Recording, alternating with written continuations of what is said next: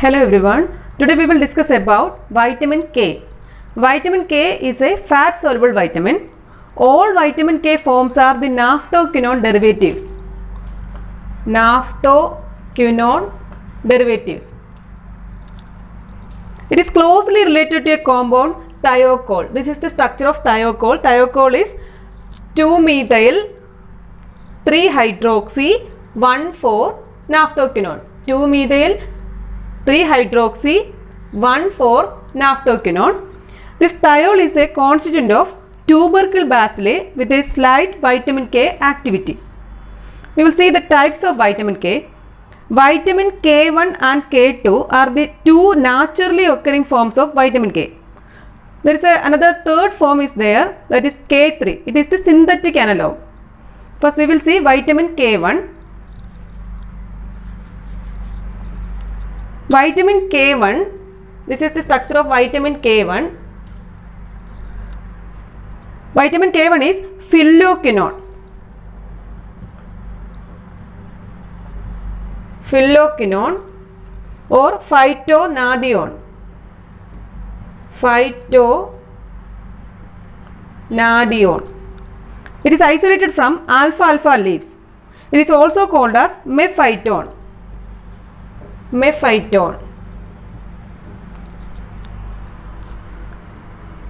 It is C31 H46 O2.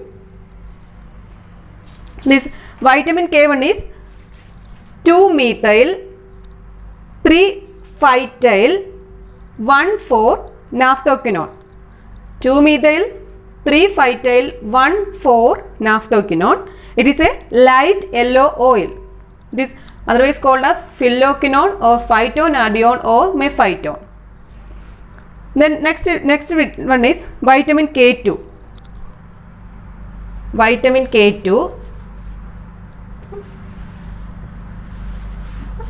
This is vitamin K2. Vitamin K2 is known as farnoquinone. Farnoquinone or menaquinone. Menaquinone. It was isolated from putrid fish meal synthesized by bacteria and has a longer difarnesyl chain attached at it position 3. Long farnesyl chain in the third position. Vitamin K2 is 2-methyl 3-difarnesyl 1,4-naphthoquinone. 2-methyl 3-difarnesyl 1,4-naphthoquinone. It is also a yellow oil. It is otherwise called as menaquinone or farnoquinone. This is the structure of vitamin K2. Next is vitamin K3. So vitamin K1 and K2 are the naturally occurring vitamin K, naturally occurring forms. Vitamin K3 is the synthetic analog. Vitamin K3 is otherwise called as menadione. Menadione. Vitamin K3 is 2-methyl 1,4-naphthoquinone.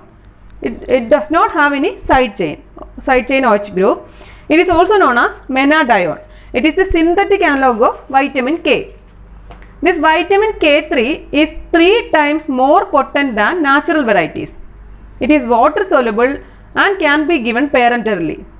Its activity is related to the presence of methyl group at the second position. This methyl group, its activity is related to the presence of methyl group. Other two forms are menadiol and menadiol diacetate.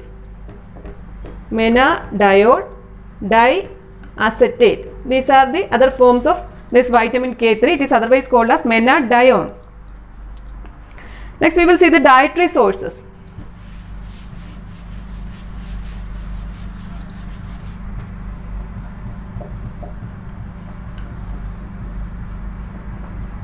Dietary sources. Both K1 and K2 are mainly found in plants and synthesized by bacteria respectively. K1 and K2 mainly found in plants and synthesized by bacteria.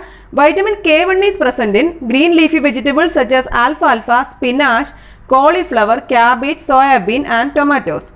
Vitamin K2 is a product of metabolism of most bacteria, including normal intestinal bacteria of most higher animal species. Then next we will see absorption and excretion.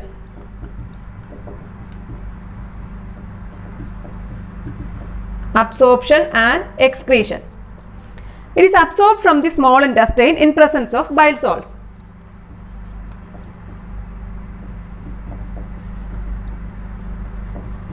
Absorbed from small intestine in presence of bile salts. It is not stored.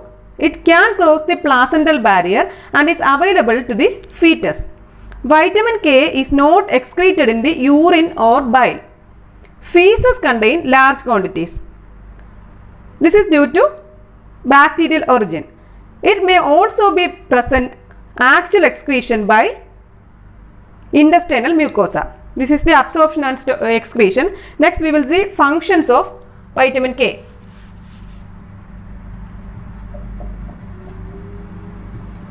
Functions. First one is in blood coagulation.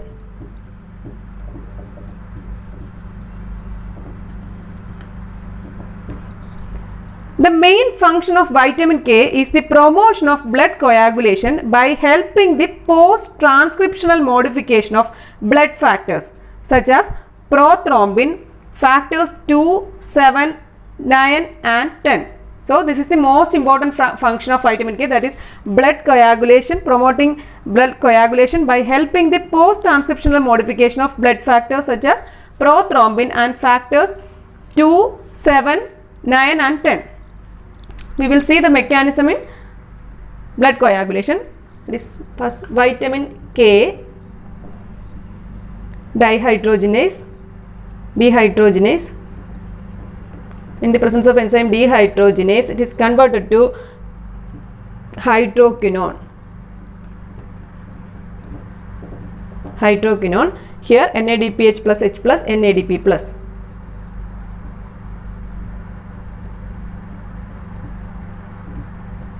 Then this hydroquinone derivative is converted to 2,3-epoxide. 2,3-epoxide in the presence of enzyme carboxylase, gamma glutamate plus carbon dioxide gives gamma carboxy glutamate. Gamma carboxy glutamate. Then this 2,3-epoxide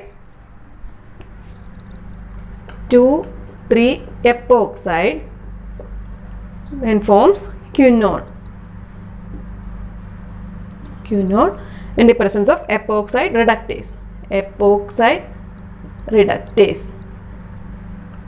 So this is the mechanism involved in blood coagulation. So most important function of vitamin K is in blood coagulation. We will see the mechanism. Vitamin K is first converted to hydroquinone form. In the liver microsomes by the enzyme dehydrogenase using NADPH. Then this hydroquinone is then functions as coenzyme for the enzyme carboxylase. This hydroquinone functions as coenzyme for enzyme carboxylase. It uses carbon dioxide and it incorporated as an additional COH group at the gamma carbon of a specific glutamate of these coagulation proteins. So this hydroquinone form uses this hydroquinone act as a coenzyme for carboxylase enzyme. It uses carbon dioxide to be incorporated as an additional COH group at the gamma carbon of glutamate of these coagulation proteins. This converts the glutamate residues into gamma carboxy glutamate. So conversion of glutamate to gamma carboxy glutamate. At the same time, this hydroquinone changed to 2,3-epoxide. This 2,3-epoxide is reduced back to quinone. 2,3-epoxide is reduced back to quinone by the enzyme microsomal epoxide reductase. Then dicumarol is a synthetic analog of vitamin K. It inhibits the enzyme epoxide reductase. That is the mechanism in blood coagulation. All the first 10 glutamate residues of prothrombin are first carboxylated by this vitamin K. The gamma carboxy glutamate residues provide calcium binding sites in the N-terminal portion. This brings together activated factor and acelerin close to the phospholipid membrane of platelets. This enhances blood coagulation. This is the mechanism involved in blood coagulation. So, this is the most important function of vitamin K. Then second function is in calcium binding proteins.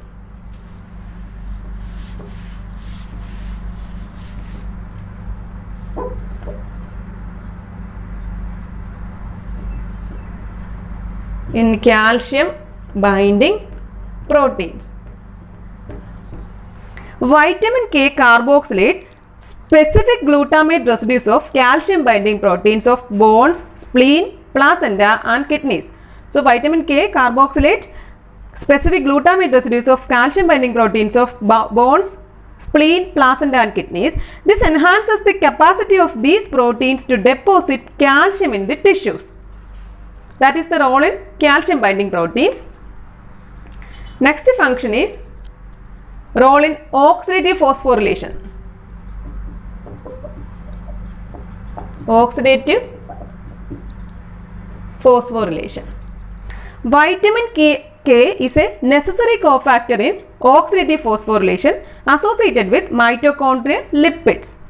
UV irradiation of isolated mitochondria destroys their vitamin K content and ultimately their ability for oxidative phosphorylation. The normal process of oxidative phosphorylation is restored when vitamin K is added to them. So, this dicumarol, an antagonist of vitamin K, it acts as uncoupler of oxidative phosphorylation. Dicumarol, antagonist of vitamin K, it acts as uncoupler of oxidative phosphorylation. These are the functions of vitamin K. Next, we will see deficiency of vitamin K. Deficiency of vitamin K is very rare because most common foods contain this vitamin. Then intestinal flora of microorganisms also synthesize vitamin K. So, all foods contain vitamin K and intestinal flora microorganisms also synthesize this vitamin K. So, deficiency is very rare. Then deficiency can occur in various other causes. First one is prolonged use of antibiotics and sulfur drugs. Prolonged use of antibiotics and sulfur drugs.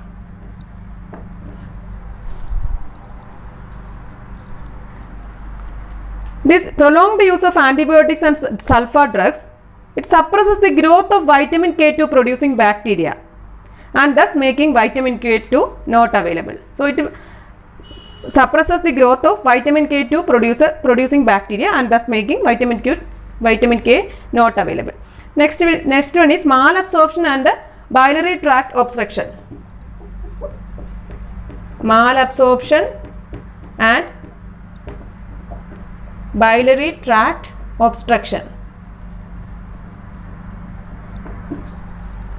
Then conditions like sprue, steatorrhea and celiac disease can lead to vitamin K deficiency.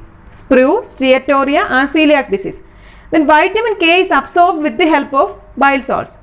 So, the biliary obstruction impairs the delivery of bile and so vitamin K is not absorbed. That is malabsorption and biliary tract obstruction.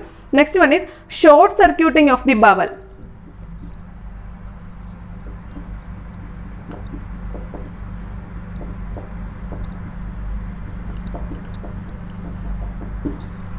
As a result of the surgery, short circuiting of the bowel may also foster deficiency which may not respond even to large oral doses of vitamin K. After surgery, then short circuiting of the bowel may also foster deficiency.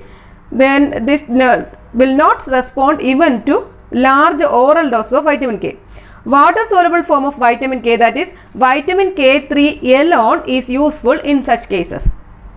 Next one is in immediate postnatal infants.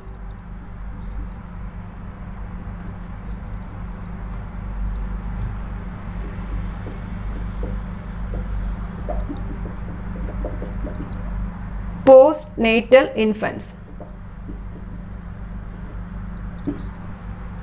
Hypoprothrombemia and bleeding in many tissues occurs in vitamin K deficiency. Hypoprothrombemia and bleeding. Relatively small amounts of vitamin K are obtained from mother through placental membrane, and also because the intestinal microflora has not been established, this will lead to vitamin K deficiency and its consequent effects. If prothrombin is significantly low, this may produce hemorrhagic disease of the newborn. Hypoprothrombemia can be prevented by administering vitamin K to the mother before parturition or by giving the infant a small dose of vitamin K. That is the immediate postnatal infants. These are the deficiency of vitamin K. So this is about vitamin K. This is today's topic. Thank you for watching.